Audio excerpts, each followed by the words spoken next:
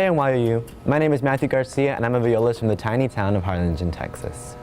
I was part of the inaugural season of NYO-2 and joined the 2017 Latin American tour of NYO-USA. I've been playing the viola for 5 years now, but unfortunately I've never had access to a lot of the community youth orchestras, private teachers, or a lot of professional music organizations because it was just never there in my community.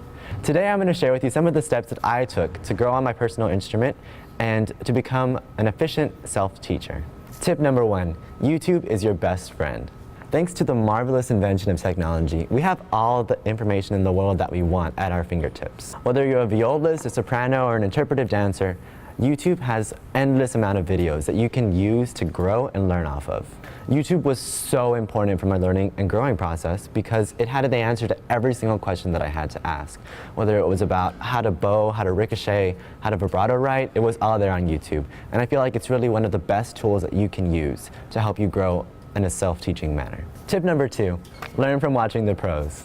One of the most important things that you can do is to observe how professional musicians play and how they incorporate their own sense of musicality and phrasing into their music. When I first started music a couple of years ago, I was so obsessed with Sarah Chang's recording of the Brut Concerto, and I would listen to it over and over and over again to learn how she put her own musical spin on her ideas and how that I could take from her and incorporate that into my own playing.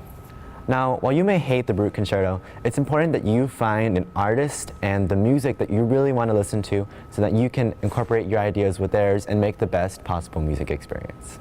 In addition, practice your pieces with professional recordings. Because of internet databases and YouTube, we have access to so many recordings of the London Phil or the Berlin Phil or the Philadelphia Orchestra playing that you can use to play with, and I mean, who gets to say that they play with a professional orchestra when you can do it just by going on the internet. Tip number 3. Choose your repertoire wisely. When you choose your recital sonata, your next concerto, you have to make sure that you're always going for something that's challenging, but nothing that's going to completely throw you off and just make you feel really bad about yourself. When I first started music 5 years ago, I would always try to push the boundaries as much as I can in terms of the difficulty of pieces. And this really worked for me because I had to learn so much music in just a short amount of time for NYO auditions and college auditions, but just make sure that you move at whatever pace you feel comfortable with.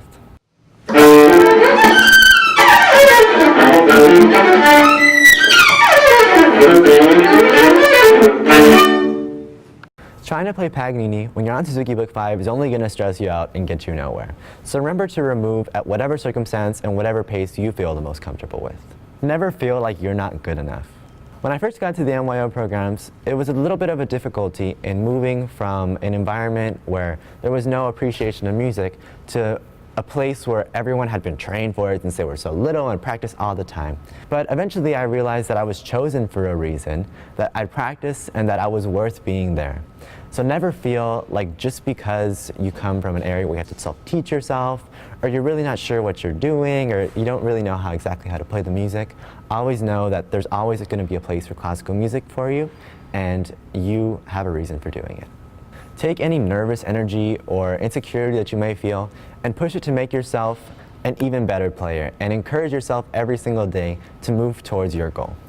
Tip number 5, surround yourself with people who really support your dreams. Some of my most powerful learning experiences have not only been from musicians, but from people like my best friends and my classroom teachers. Utilize your connections by performing for anyone that you can.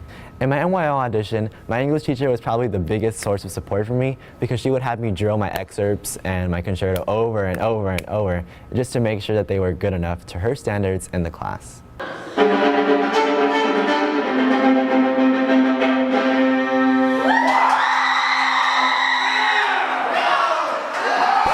Whether family, friends, or mentors, make sure to find a support network that can really help you in your musical journey and make you the best musician that you can be. To become an efficient self-teacher, 1, use YouTube and other online digital resources to grow as much as you can.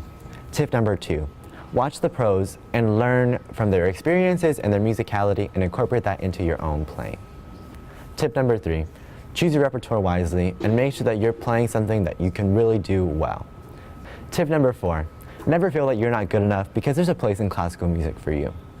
And tip number 5, surround yourself with a strong support network so that you can become the best musician that you can. Thank you all so much for watching today, guys. If you like this video or any of the other videos on our NYO-U channel, make sure to give us a thumbs up and subscribe. My name is Matthew Garcia, and I really hope I helped today. Thank you.